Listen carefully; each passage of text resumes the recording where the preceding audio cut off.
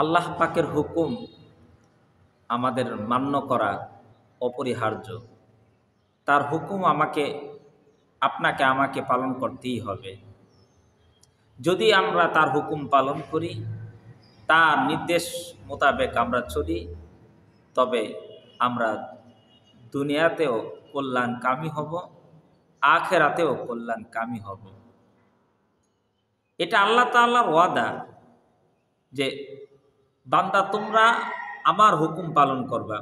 এই পৃথিবীর প্রত্যেকটা মানুষ সকলকে আল্লাহ তাআলা নির্দেশ দিয়েছেন আমার হুকুম তোমরা পালন করো।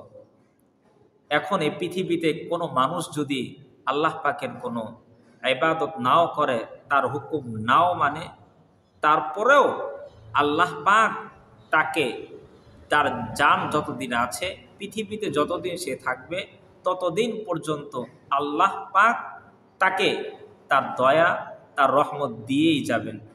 তার হুকুম মানলেও দিয়ে যাবেন, না মানলেও দিয়ে যাবেন। যারা কাফের তাদেরকেও আল্লাহ পাক খাওয়াচ্ছেন, পড়াচ্ছেন।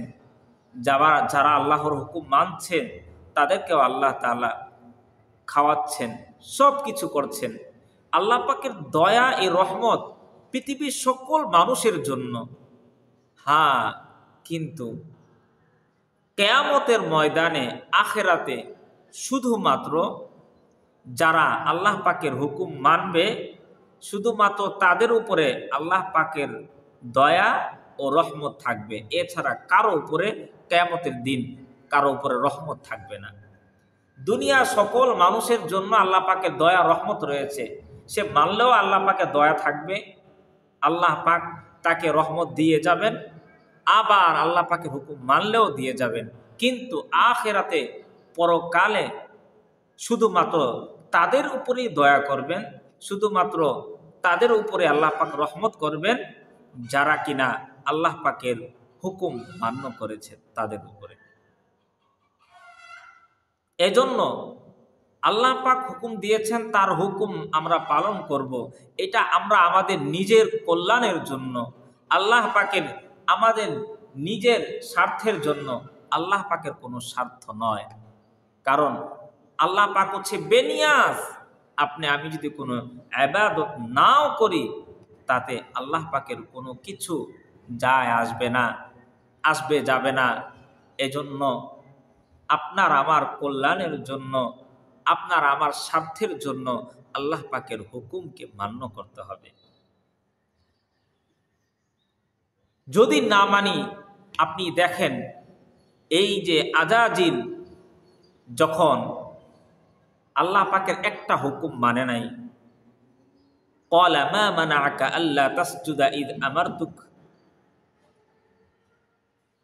যখন শয়তান আদম আলাইহিস সালামকে সেজদা দিতে অস্বীকার করল, আল্লাহ পাক হুকুম দিলেন যে তোমরা সবাই আমার আদমকে সেজদা করো। এটা ছিল আল্লাহ পাকের হুকুম, কিন্তু সে বলল আমি তাকে সেজদা দিব না। আল্লাহ পাক বলল কেন? ক্বালা মা মানাআকা আল্লা তাসজুদা ইয আমারতুক ক্বালা আনা খায়রুম মিনহু, কারণ আমি তার থেকে উত্তম। কোন দিক দিয়ে? খলাকতানি মিন নারি ওয়া খলাকতাহু মিন তিন, আপনি আমাকে সৃষ্টি করেছেন আগুন দিয়ে, আর তাকে সৃষ্টি করেছেন মাটি দিয়ে। আগুন থাকে উপরে, মাটি থাকে নিচে, অতএব আমি তাকে সেজদা দেব না।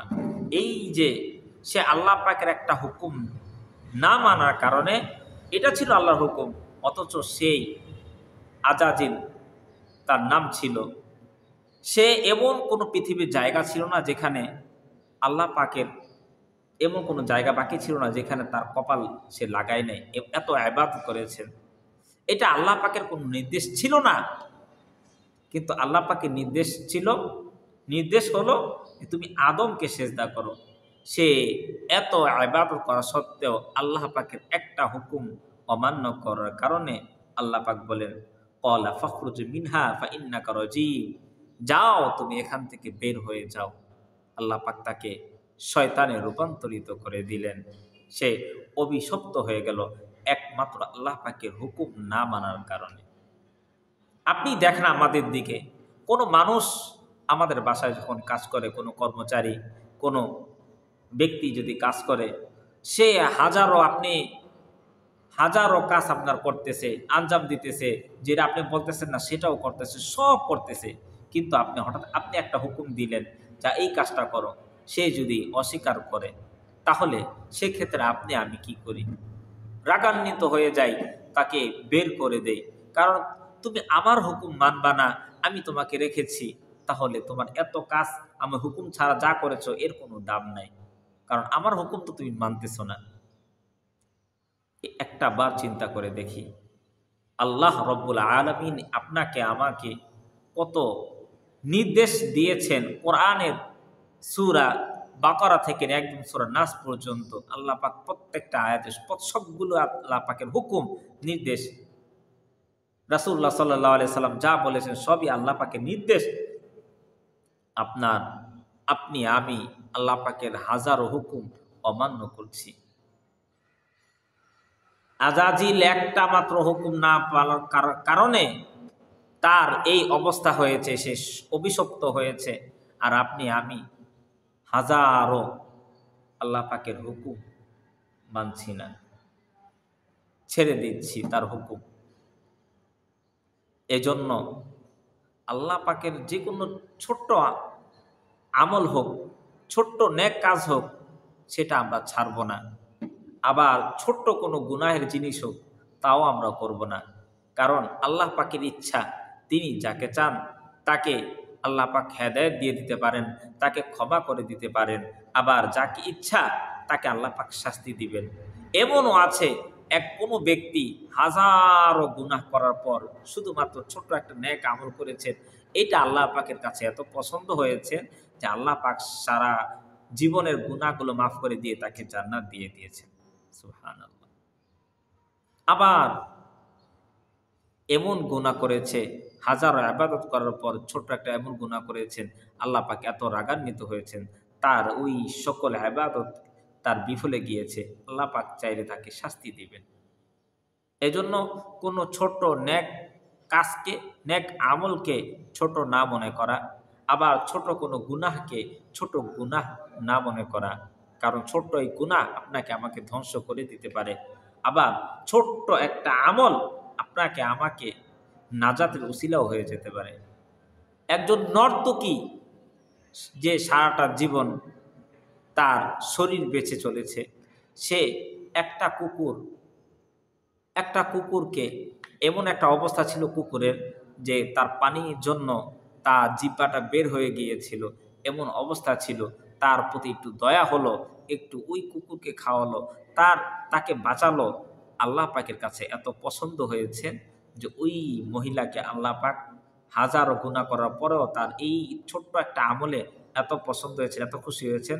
আল্লাহ পাক তাকে কবুল করে নিয়েছেন, আল্লাহ পাক তাকে জান্নাত দিয়ে দিয়েছেন। সুবহানাল্লাহ। এজন্য আল্লাহ পাকের হুকুম কখনোই অমান্য করব না। ছোট্ট আমল হলেও, ছোট নেক কাজ হলেও সেটা আমরা ছাড়বো না।